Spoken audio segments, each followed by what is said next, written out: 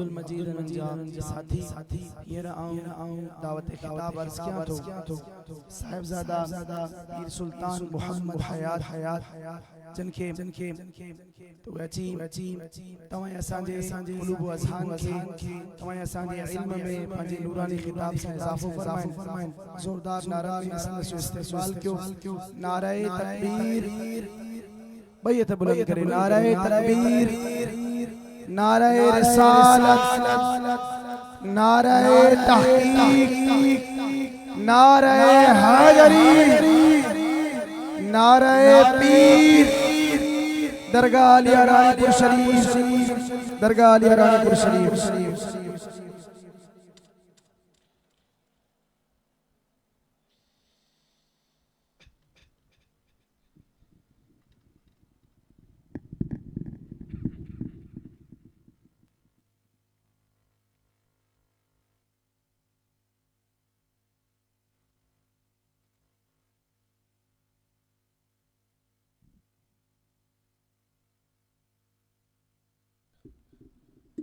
نحمده ونصلي ونسلم على رسوله الكريم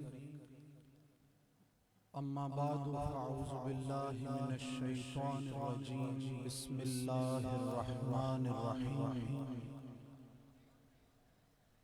الا ان اولیاء الله لا خوف عليهم ولا هم يحزنون صدق الله مولانا العظيم وبلغنا رسوله النبي الكريم الأمين الرؤوف الرحيم والحمد لله رب العالمين وببركته إن الله وملائكته يصلون على النبي يا أيها الذين آمنوا صلوا عليه وسلموا تسليما اللهم صل على سيدنا ونبينا وشفينا ومولانا محمد وعلى آل سيدنا ونبينا وشفينا ومولانا محمد وبارك وسلم وصل عليه الصلاة والسلام عليك يا سيدي يا رسول الله وعلى آلك وأصحابك يا سيدي یا سیدی یا حبیب اللہ بندہ پروردگارم امت احمد نبی دوست دار چار یارم تابع اولاد علی مذہب حنفیہ دارم ملت حضرت خلیل خاک پائے غوث اعظم زیر سایہ ہر ولی مدینے کے گدا دیکھے ہیں دنیا کے امام اکثر بدل دیتے ہیں تقدیریں محمد کے غلام اکثر بے بغداد شہر کی یہ نشانی اچیاں لمیاں چیراں ہوں سبحان اللہ تن من میرا پرزے جوں درزی دیاں لیراں ہوں انہاں لیراں دیگل کفنی پاکے رلساں سنگ فقیراں ہوں بغداد شہر دے ٹکڑے منگساں حضرت باہو کرساں میراں اللہ تبارک و تعالیٰ کی حمد و ثنا اور اس کے پیارے حبیب رحمت دو جہاں سرور کون و مکان حضرت محمد مصطفیٰ احمد مجتبی صلی اللہ علیہ وآلہ وسلم کی ذات بابرکات اور آپ کی آل و اصحاب پر ہدیہ درود و سلام عرض کر لینے کے بعد واجب الاحترام زینت محفل رونق محفل جگر گوشہ غوث الورا پیر طریقت رہبر شریعت حضرت پیر سید آصف علی شاہ جیلانی مدد اللہ العالی زید مجدہ اسٹیج پر جلوہ افروز علماء کرام مشائخ عظام سادات کرام اور دور و قریب سے تشریف لائے میرے اسلامی روحانی بھائیوں بزرگوں بچوں سونے دستگیر کے دیوانوں، السلام علیکم ورحمۃ اللہ وبرکاتہ۔ یقیناً وقت بہت زیادہ بیت چکا ہے اور مجھے وقت کی قلت کا احساس بھی ہے۔ میں قبلہ شاہ صاحب کے حکم پہ بس اپنا سبق سنا کے چند لمحات میں اجازت چاہوں گا۔ یہ دیکھ کر انتہائی خوشی محسوس ہو رہی ہے کہ رات کے اس پہر جب آدھی سے زیادہ دنیا غفلت کی نیند میں سوئی ہوئی ہے، اس وقت یا تو اللہ کے فقیر اٹھ کے اللہ کی عبادت میں مصروف ہیں،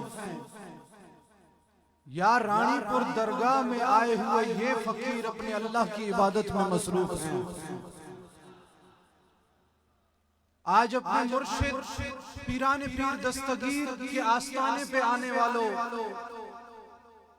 آپ سارے خوش نصیب ہیں کہ اللہ نے آپ کو اتنی سونی رات عطا کی ہے۔ 11ویں شریف کی نسبت، پھر آدھی رات کی نسبت،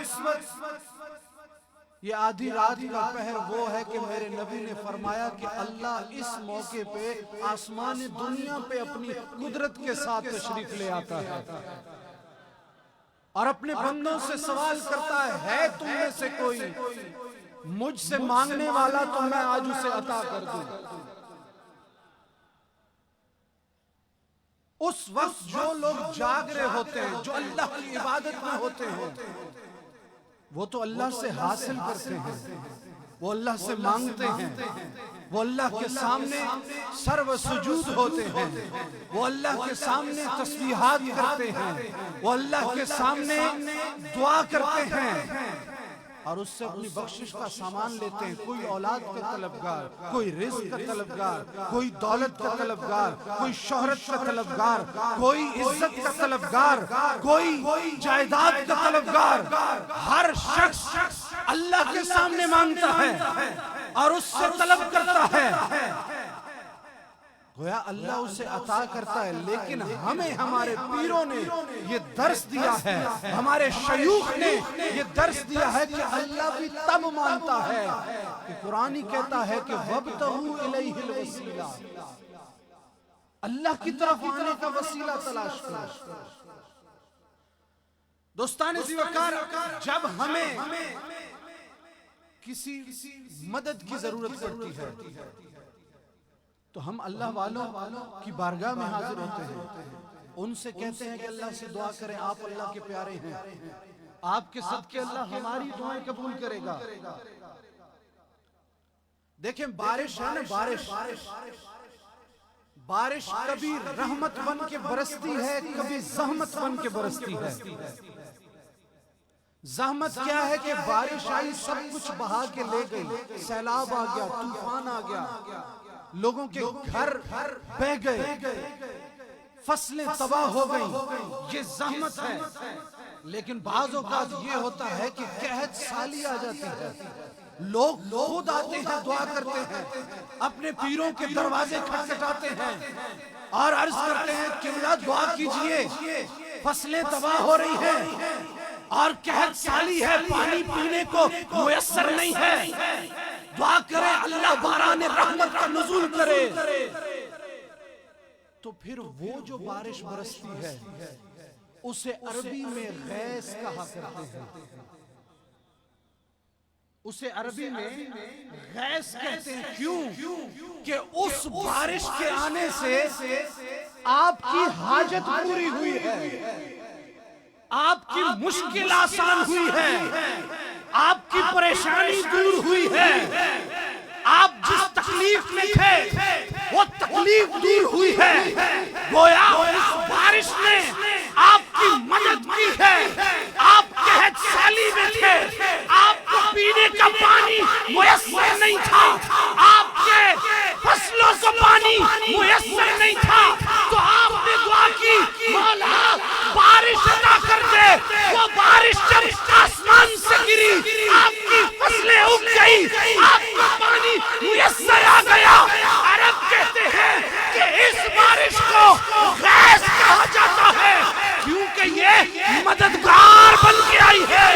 دوستو رانی پور شریف کی درگاہ پہ 11ویں والے کا عرس منانے والوں تمہیں مبارک ہو. جب بارش مددگار بن کے آئے تو اسے غیث کہتے ہیں. جب عبد القادر کو پکارا جائے تو اسے غوث کہتے ہیں. جب عبد القادر مدد کو آ جائے اور جب وہ کسی کی دعا کو قبول کریں, کسی کی منت قبول ہو, تو اس موقع پہ میرے پیران پیر دستگیر کو غوث کہا جاتا ہے کہ یہ مددگار ہیں. اللہ نے ان کو ہماری مدد کے لیے وسیلہ بنایا ہے. آج اس عظیم درگاہ غوثیہ میں بیٹھنے والوں, اللہ اس درگاہ کا فیض تا قیام قیامت جاری و ساری رکھے. یہ چھوٹی درگاہ نہیں ہے. اس درگاہ کی صرف اتنا ہی نام کافی ہے کہ اس کی درگاہ کے بچے کے وجود میں جو خون ہے وہ غوث الورا کا خون دوڑ رہا ہے. جب تک اس درگاہ کا قیامت تک آخری بچہ موجود ہے, اس کی عزت خون غوث الورا کی سمجھ کے کرو. اس کی عظمت, اس کی شان بلند و بالا ہے کہ اس میں حیدر کرار کا خون دوڑ رہا ہے. اور یہ خون عام نہیں ہے, تیرے میرے جیسا خون نہیں ہے. یہ پاک خون ہے جس کی دلیل قرآن نے دی ہے کہ ہم نے اس سے رجس اور ناپاکی کو دور کر دیا. قبلہ سائیں سیدہ طیبہ طاہرہ بی بی فاطمہ الزہرا خاتون جنت سلام اللہ علیہا, آپ کے متعلق مشہور ہے کہ اللہ نے آپ کو تمام ناپاکیوں سے دور رکھا. یہاں تک کہ جو ایک عورت کو خراب خون آتا ہے اس سے بھی آپ کو اللہ نے پاک رکھا. میں ادھر ایک نکتے کی بات آپ کے سامنے عرض کرنے لگا ہوں. آج ذرا ڈاکٹروں کے پاس جا کے پوچھو نا, سائنسدانوں کے پاس جا کے پوچھو تو ڈاکٹر پریشان اپنے سر پکڑ کے بیٹھے ہیں. وہ کہتے ہیں کہ جس عورت کو خون آنا بند ہو جائے اس عورت کو بانجھ کہا کرتے ہیں. وہ عورت بانجھ ہو جاتی ہے, وہ بچے پیدا نہیں کر سکتی. لیکن سوال اٹھتا ہے کہ جب عورت کے وجود سے خون نہ نکلے تو پوری سائنس کہتی ہے کہ ایسی عورت بچہ پیدا نہیں کر سکتی, اس کی اولاد نہیں ہو سکتی, وہ بانجھ ہے. لیکن سوال پیدا ہوتا ہے پھر یہ حسن اور حسین کہاں سے آئے ہیں؟ پھر یہ آج سادات کا گھرانہ کیسے چل رہا ہے؟ سائنس معروف ہو گئی, ان کے دماغ چکرا گئے کہ یہ کیسے ممکن ہے. اور اس کی دلیل تو قرآن میں ہے کہ اللہ نے انہیں ہر نجاست سے پاک کر دیا ہے. اگر اسے کوئی سمجھا ہے تو بریلی کا شہنشاہ احمد رضا خان بریلوی سمجھا ہے. اس نے کہا او سائنسدانوں, او ڈاکٹروں, یہ تمہاری سمجھ سے بالا تر ہے, تو پھر بتائیے آپ کہ یہ حسن حسین کیسے آئے؟ کہا تیری نسل پاک میں ہے بچہ نور کا, تو عین نور, تیرا سب گھرانہ نور کا. یہ عام لوگ نہیں ہیں, یہ نور سے پیدا کیے گئے لوگ. اللہ نے انہیں نور سے بنایا ہے, اپنے خاص نور سے پیدا کیا ہے. تیری نسل پاک میں ہے بچہ نور کا, تو ہے عین نور تیرا, سب گھرانہ نور کا, سب گھرانہ نور کا, سب گھرانہ نور کا, قیامت تک آنے والا گھرانہ نور کا. تو پھر نور والے کے منکر تو منافق ہی ہو سکتے ہیں نا, منافق ہی ہو سکتے ہیں. دوستو بس میں اختتام کی طرف جاؤں. حضور غوث الورا پیران پیر دستگیر ہمارے مرشد اعظم، ہمارے دستگیر، جنہوں نے بھٹکی انسانیت کی دستگیری کی.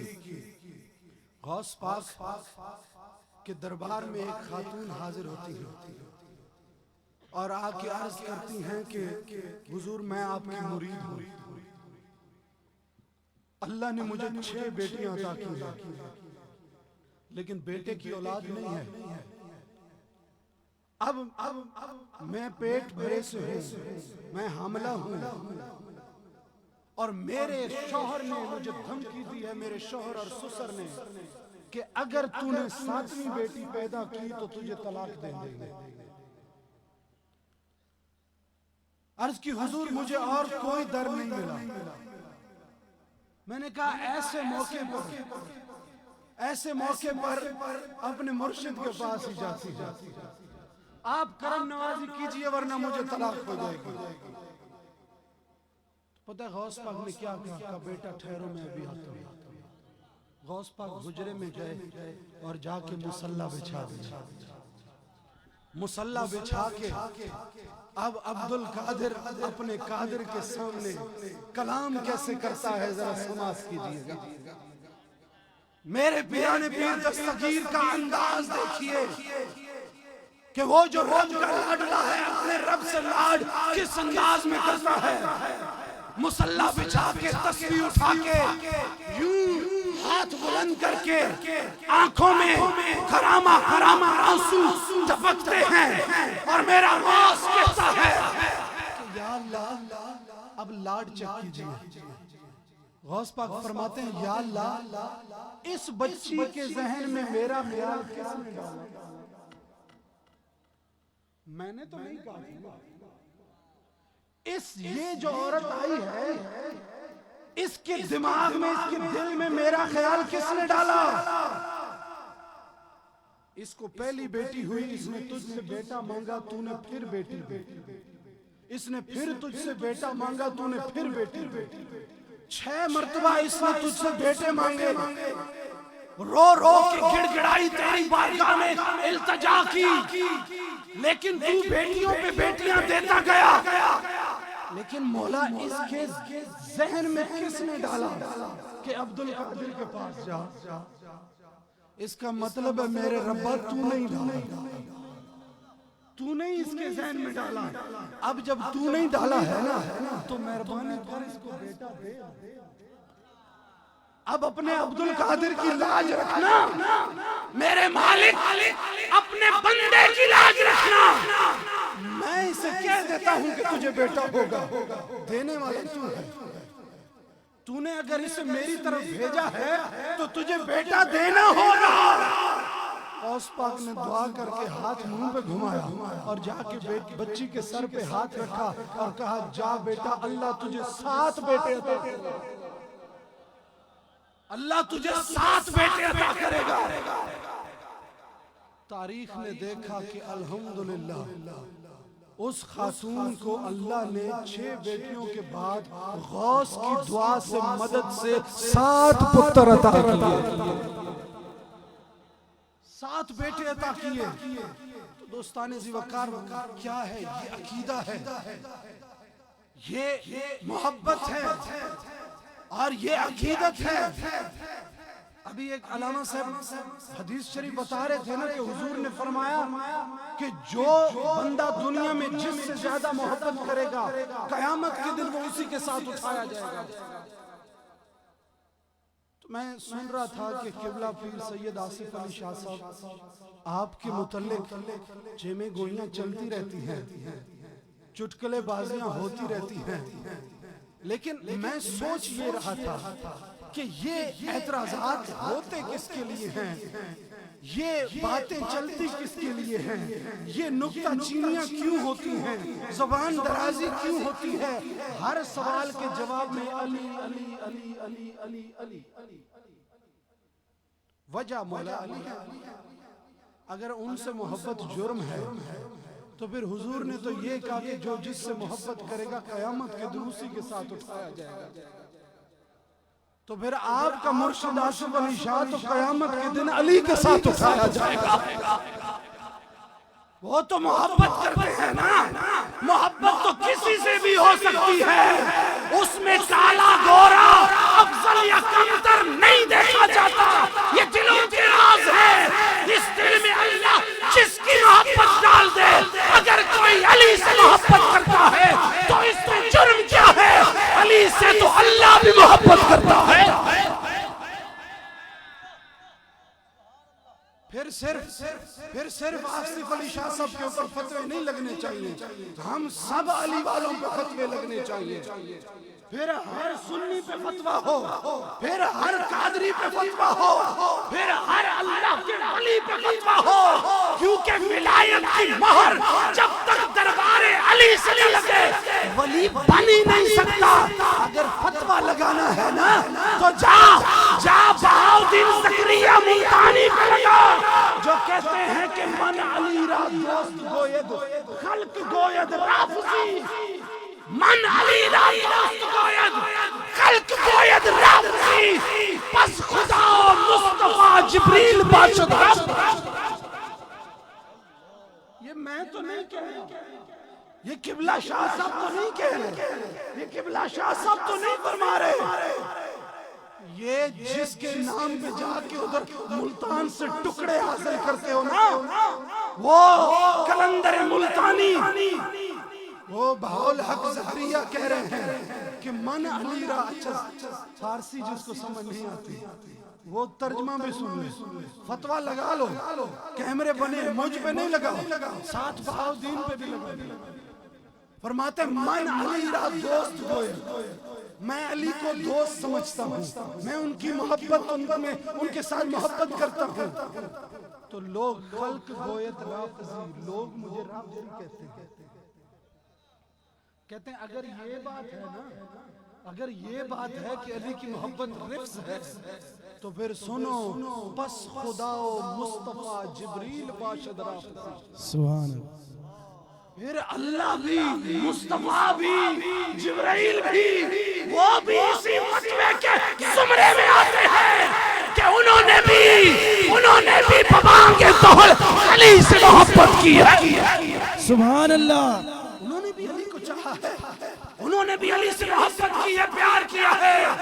بس آخری بات کہہ کے اجازت چاہوں گا، میرے پیر، میرے مرشد، میرے کامل و اکمل حضور غوث الورا پیران پیر دستگیر سے کسی نے پوچھا کہ حضور ولایت چیز کیا ہے اور آپ کا مقام کیا ہے؟ قبلہ سائیں کا حکم ہے کہ یہ شعر دوبارہ پڑھیں، یہ شعر سبحان اللہ، یا علی۔ مجھے لگتا ہے میں آج اپنے آپ پہ فتوہ لگوانے آیا ہوں، تو کیا ہی مزہ آ جائے کہ میں بھی علی والوں کی صف میں گنا جاؤں۔ سبحان اللہ، دیکھیں میں صدیق اکبر کی جوتیوں کا نوکر، سبحان اللہ، میں فاروق اعظم کی جوتیوں کا نوکر، میں عثمان ذو النورین کی جوتیوں کا نوکر، میں حیدر کرار کی جوتیوں کا نوکر، میں ان کے لالوں کی جوتیوں کا نوکر۔ بہاؤدین زکریا فرماتے ہیں کہ او دنیا والو، فتوے لگانا آسان نہیں ہے، ان سے پوچھو کہ جنہوں نے اللہ سے لو لگائی ہے، جو معرفت حقیقی کو جانتے ہیں، جو بقا باللہ کے مقام تک پہنچے ہیں، ان لوگوں سے پوچھو، وہ کہتے ہیں کہ ہم جب اللہ تک پہنچے، پھر بھی ہم یہ کہتے ہیں کہ من علی را دوست گوید خلق گوید رافضی، من علی را دوست گوید خلق گوید رافضی، من علی را دوست گوید خلق گوید رافضی، پس خدا و مصطفیٰ جبریل باشد رافضی۔ سبحان اللہ، بیعت بلند کریں، نعرہ حیدری، نعرہ حیدری۔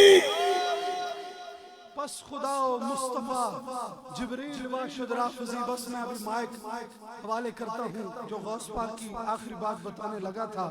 سبحان اللہ، غوث پاک سے پوچھا کہ حضور بتائیے کہ ولایت ہوتی کیا ہے، ملتی کیسے ہے، اور آپ کا مقام کیا ہے؟ غوث پاک نے ایک ہی جملہ کہا، اپنا پاؤں اٹھایا اور کہا یہ ایڑی دیکھ رہے ہو نا، یہ ایڑی دیکھ رہے ہو؟ خلقت بیٹھی تھی، 70,000 کا مجمع بیٹھا ہے، اور غوث پاک فرماتے ہیں یہ ایڑی دیکھ رہے ہو نا؟ جی حضور دیکھ رہے ہیں۔ کہا اللہ اس بندے کو اس وقت تک ولایت نہیں دیتا جب تک یہ ایڑی اس کی گردن پر نہ چڑھے۔ سبحان اللہ، بے شک ایک بندے کو ولایت تب ملتی ہے جب میری ایڑی اس کی گردن پہ ہو۔ اللہ کا قرآن فرماتا ہے کہ واللہ یختص برحمتہ من یشاء، اللہ جسے چاہتا ہے اپنی رحمت کے لیے چن لیتا ہے، اپنا دوست بنا لیتا ہے، اپنا ولی بنا لیتا ہے۔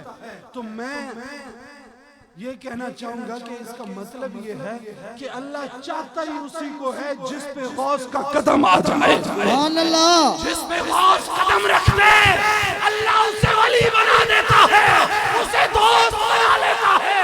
گویا صرف عبادت ریاضت کام نہیں آتی، غوث کا قدم چومنا بھی دنیا و آخرت میں کام دیتا ہے۔ سبحان اللہ، تبارک و تعالیٰ میرا تجھے پیر مجھے پیر، دستگیر تجھے دستگیر پیر مجھے پیر۔ اپنی بارگاہ میں قبول و منظور فرمائے۔ اللہ تعالیٰ آپ کی یہ محبتیں سلامت رکھے، اللہ تعالیٰ قبلہ شاہ صاحب کی یہ محبتیں سلامت رکھے، اور انہیں ہمیشہ دین مبین کی خدمت کی توفیق عطا فرمائے، اور یہ چمکتے دھمکتے ان کے گلشن کے ستارے، یہ سارے قادری فقیر ہمیشہ جگمگاتے رہیں۔ قادری ہوں شکر ہے رب قدیر کا، دامن ہے میرے ہاتھ میں پیران پیر کا، وما علینا الا البلاغ المبین۔ سبحان اللہ، علی کے نام کو اپنی پسند رکھا کر۔ سبحان اللہ۔